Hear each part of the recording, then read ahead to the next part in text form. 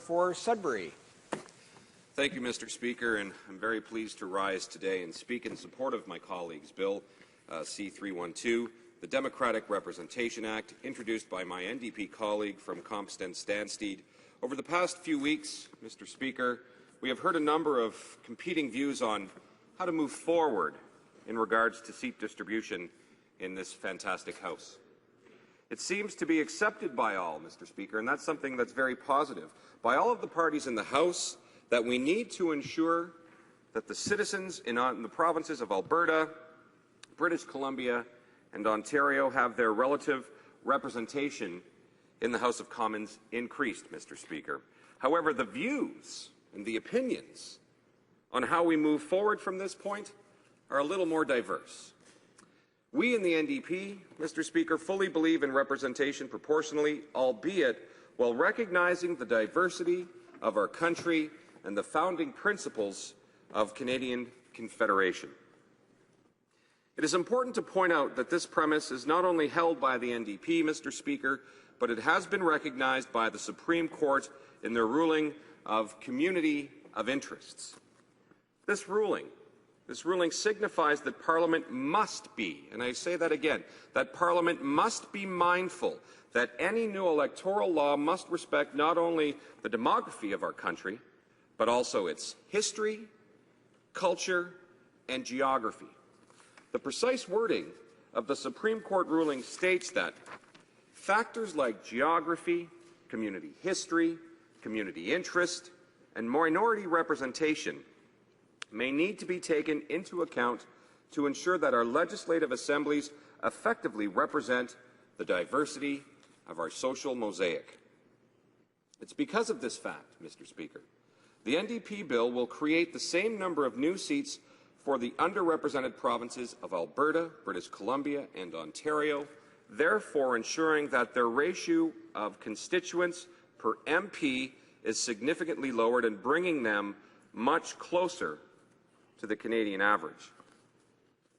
However, in designing seat redistribution, we should not try to pit region against region, province against province, Mr. Speaker. Seat redistribution should meet the goal of building a stronger Canada. Because of these, any legislation which deals with seat redistribution must also bring forward legislation which deals with that seat distribution, and be mindful of the fact that back in 2006, this House unanimously adopted a motion that recognized Quebec as a distinct nation within a united Canada. Now, Mr. Speaker, unfortunately, I am aware that all too many motions pass through this House with overwhelming support, and yet the government action never seems to follow. I can think of my own motion on credit cards, which passed in 2009, or the motion by my honourable colleague from Hamilton East, Stony Creek, to strengthen pensions. And there really has never been anything done to fulfill the will of this House, Mr. Speaker. Now, I do not believe that this should be the way that Parliament operates, Mr. Speaker. While motions are not binding on the government should recognize that they represent the will of democratically elected members. And because of this, I think that the 2006 motion should hold some weight as we now move forward, Mr. Speaker. Excuse me.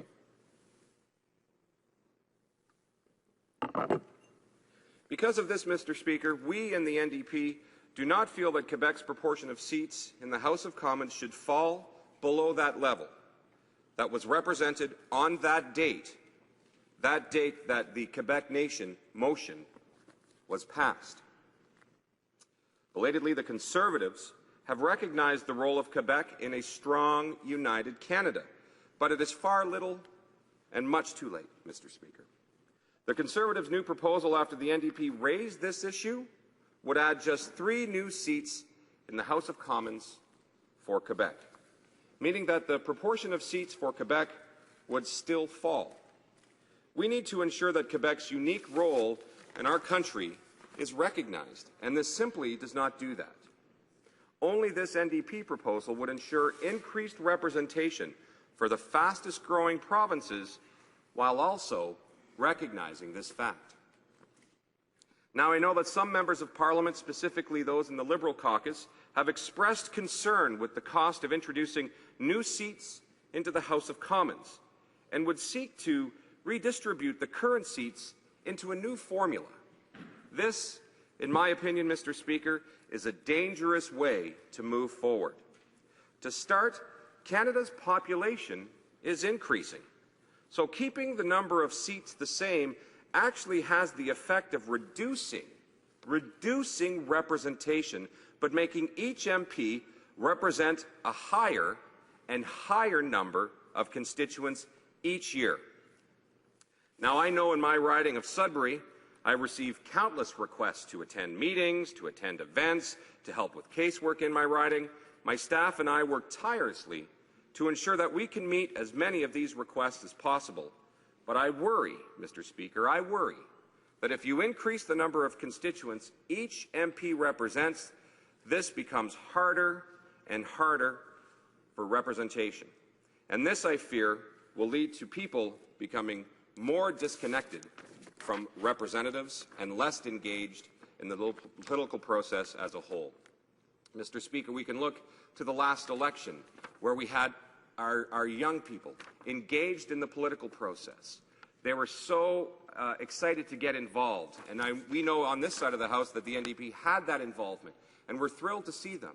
But if we actually take away this representation, take away their opportunity to meet with their MPs and to meet with their elected officials, we'll start to see this political process start to denigrate, Mr. Speaker. Secondly, the costs of adding these additional democratically elected representatives, Mr. Speaker, is far less than the government spends each year on the undemocratic and unaccountable Senate. To suggest that adding seats to the House of Commons costs too much, but that it is appropriate to pay hefty salaries and provide budgets to an institution filled with mostly partisan insiders is simply absurd, Mr. Speaker. Democracy is something that Canadians from coast to coast to coast believe in. And of course, there's a cost associated with that, Mr. Speaker. However, I believe that in this case, the increased cost, which I should point out is not a dramatic rise because so much of the infrastructure of Parliament is already in place, is justifiable, Mr. Speaker. If we feel that the overall cost of the institution of Parliament should not increase, I can think of a way to lower the overall cost substantially, although I'm not sure that our friends in the other place would be happy with it. As I said, my colleague, one of my constituents in Sudbury, talked about the Triple E Senate, and he had a great line. He says he's in favor of a single E Senate, and I had to ask him what that is, and he said, empty. Anyways, Mr. Speaker, in conclusion, democratic representation is something that is fundamental to us as Canadians. But we need to ensure that people continue to have their voices heard here in Ottawa. This proposal, Mr. Speaker, is the only way to ensure people across Canada have effective representation while still recognizing the unique cultural diversity within Canada. And, Mr. Speaker, I am very happy to support this bill. Thank you, Mr. Speaker.